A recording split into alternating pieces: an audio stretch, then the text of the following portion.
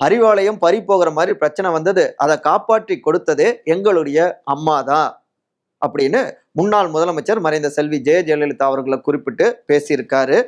அதிமுகவுடைய பொதுச் செயலாளரான திரு எடப்பாடி பழனிசாமி. அதாவது திமுகவை பிரச்சனை வந்தப்பையும் அதிமுக அரவணைச்சது, காப்பாத்தினது. ஆனா இப்போதைய திமுகவோ அதிமுகவை உடைக்க பாக்குது அப்படின்னு பரப்புரைய முன்வைக்கிறாரு. அதாவது திரு டிடிவி தினகரன், திரு ஓ பன்னீர்செல்வம் முன்னாள் முதலமைச்சர் இவர்கள் பின்னாடி இருந்து இயக்குவதே திமுக தான் அப்படின்னு ஒரு அட்டாக்கு.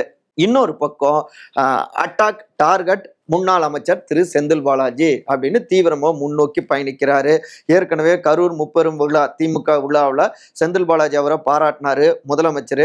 அப்பவே இதே செந்தில் பாலாஜியை எதிர்கட்சியா இருந்தப்ப எந்த அளவுக்கு திட்டினாரு திரு மு.க. ஸ்டாலின் அந்த வீடியோவை போட்டு எக்ஸ்போஸ் பண்ணாரு திரு எடப்பாடி.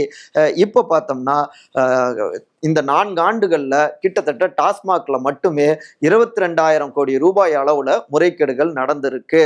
எங்க ஆட்சி வந்த பிறகு இதை விசாரிச்சு நடவடிக்கை எடுப்போம் அப்படின்னு ஊழல் ஆட்சியாக இந்த திமுக அரசாங்கத்தை வடிவமைக்கிறாரு. இந்த அரசியல தீவிரமா பரப்புரையில முன்னெடுக்கிறாரு. மூன்றாவதாக உட்கட்சி பிரச்சனைகள், குறிப்பா கோபி வழியாக நீலகிரி போய் பரப்புரை செஞ்சிருக்காரு. அதுல கோபியிலேயே பெரிய அளவுல எடப்பாடிக்கு வரவேற்பு. கோபி எங்கள் கோட்டையடா அப்படின்னு நிரூபிச்சிருக்காங்க.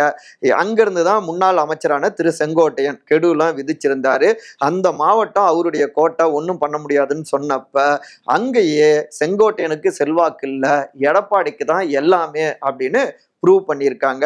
ஸோ இது மூலமா இந்த கூட்டணிக்கும் தமிழ்நாட்டில் தான் தலைமை, தான் முதலமைச்சர் வேட்பாளர், அதிமுகவிலையும் தான் பொதுச் செயலாளர் அப்படின்னும் கட்சி பதவியும் குறைஞ்சது எதிர்கட்சி தலைவருங்கிற அந்த பதவியும் உறுதிப்படுத்தியிருக்காரு எடப்பாடி. இந்த 3 விஷயமும் நிச்சயமா ஆட்சி மாற்றத்தை ஏற்படுத்தும் அப்படிங்கிறாங்க எடப்பாடியுடைய ஆதரவாளர்கள் நம்பிக்கையான குரல்ல.